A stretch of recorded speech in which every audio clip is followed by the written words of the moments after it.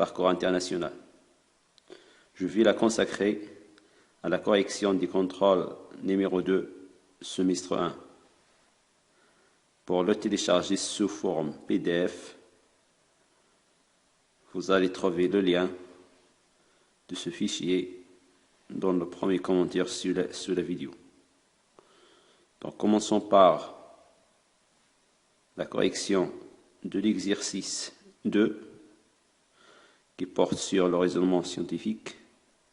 L'expérience suivante va nous permettre de mettre en évidence l'influence du dioxyde de carbone CO2 sur la croissance du radis. Je vous invite à bien observer le schéma de la manipulation de l'expérience parce qu'on aura besoin pour répondre aux questions de l'exercice. Donc la question numéro 1. Compléter le schéma de l'expérience. Donc, comme vous voyez, le schéma de l'expérience n'est pas complété. Il faut déterminer l'influence de CO2, de dioxyde de carbone, sur la croissance des végétales verts ou des plantes vertes appelées le radis. Donc, dans la première manipulation, nous observons que le végétal vert reçoit un air sans dioxyde de carbone, dont il n'existe pas le dioxyde de carbone. Et vous voyez la croissance de la plante, du végétal, dans cette manipulation est assez faible. Donc, on va compléter le schéma pour la première manipulation, donc la croissance faible. Donc, كما تلاحظ في المناولة الأولى النبات الأخضر يتلقى هواء لا يحتوي على غاز ثاني أكسيد الكربون وتأثير ذلك على النبات وأن نموه نمو ضعيف. Pour une deuxième manipulation, donc la plante dans cette manipulation reçoit un air contenant 0,03% de dioxyde de carbone. Bien sûr, la croissance existe, mais reste une croissance modeste, une croissance moyenne. Donc on va compléter le schéma de la deuxième manipulation par une croissance qui est moyenne.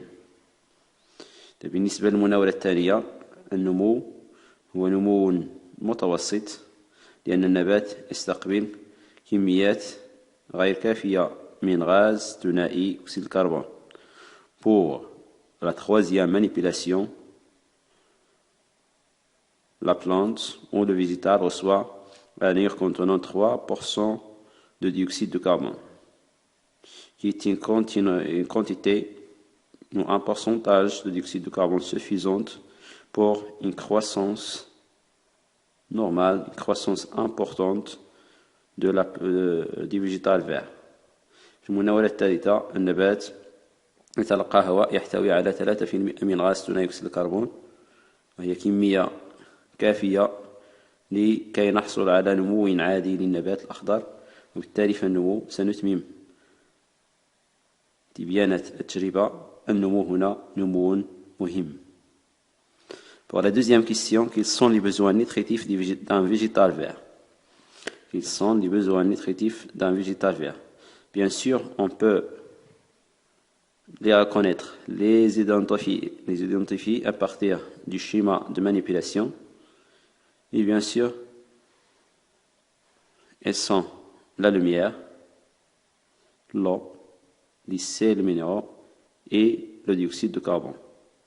Donc le végétal vert a 4 besoins nutritifs essentiels qui sont l'eau, sels minéraux, lumière et dioxyde de carbone.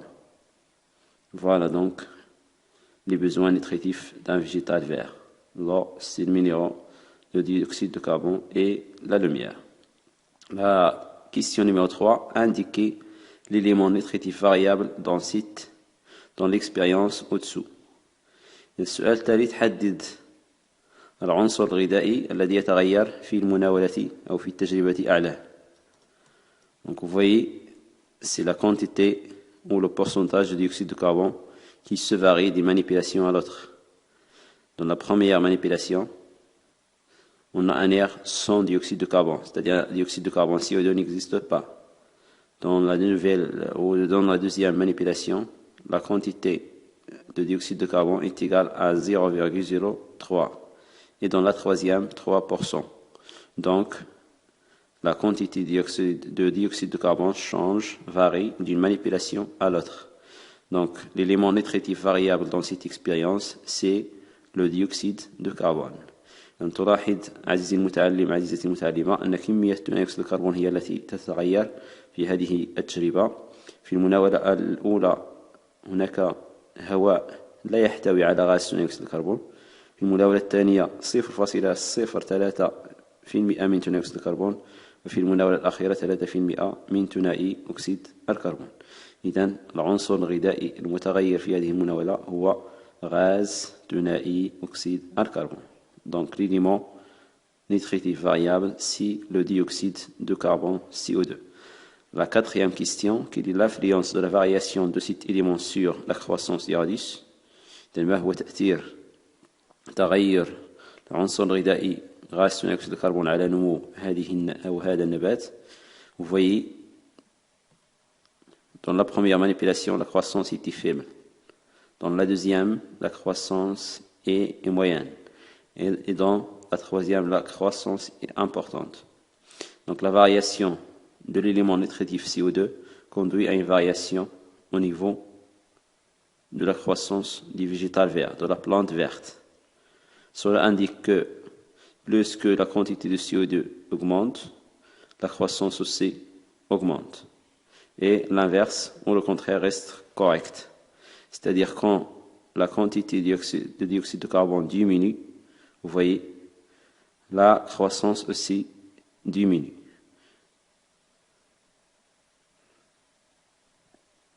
ما هو تأثير تغير غاز ثاني أكسيد الكربون على نمو النبات؟